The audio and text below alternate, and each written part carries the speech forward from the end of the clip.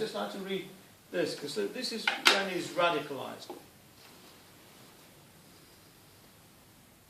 They spent the third night together. And he says, "What do you mean they killed a friend of yours?" Simon propped himself on his elbow and looked at her for the first time in minutes. She was crying.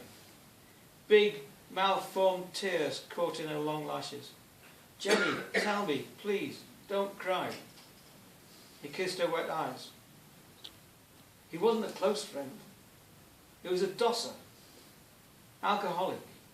I knew him from the park. Sometimes gave him money. They arrested him one night, and next morning he was dead. They said he'd assaulted 2 policemen and fallen down stone stairs trying to get away. That was '69.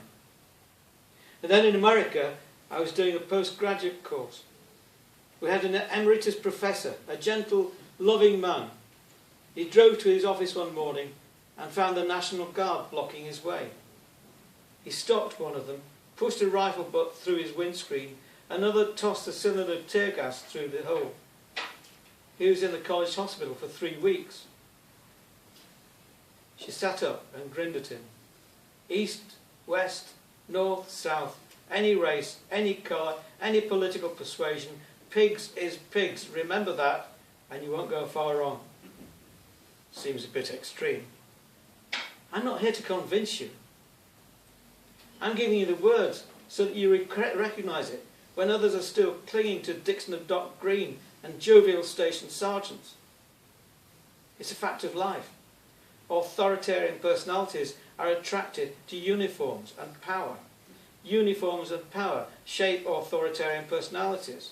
You always get a higher percentage of psychopaths and sadists in the police and army than in the general public.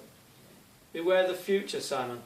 Capitalism carries the seeds of its own destruction. There will come a time when a fully brutalised police force will change sides. People like you will be at risk before and after the revolution. He argued with her carefully, phrasing his opinion that what she said was over-dramatised, simplistic fantasy. "Of course you think that," she said, angry, sitting naked on bed, her back straight, her hands gripping his shoulders. "You're supposed to think that. You're not supposed to understand the Third World War. You're not supposed to see that we are eating the food and flesh of millions of dispossessed people around the world. You're not supposed to know that multinationals now have turnovers greater than the gross national product of the majority of nations. You're not supposed to link Africa, South America, Asia. You're not supposed to realise that in some countries people who hold certain views are honoured, and in others they're bound with barbed wire, shot in the head and left by the roadside. You're not supposed to realise that every time you draw breath, you're taking part in a global struggle. You're not supposed to dwell on the defoliation of Vietnam and to wonder what happens to peasants sprayed with defoliants. You're not supposed to know that the Americans are not only killing people there, they're killing millions of acres of nature, life itself. Mainly, my lovely innocent friend, you're not supposed to think outside the system." She eased forward and kissed him gently on the nose, her anger spent. "That's it then, is it?" he said. "That's the end of the bleeding lecture. That's the end of the bleeding relationship. We are ships which pass in the night, exchanging a little cargo." She was smiling, stroking the back of his neck. "You haven't had much from me, Jenny. I don't agree with everything you say, but you've given a lot.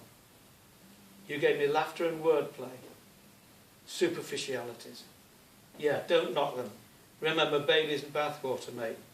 They dressed and parted for the last time." So that's just a taste of the 70s. It's great in the 70s.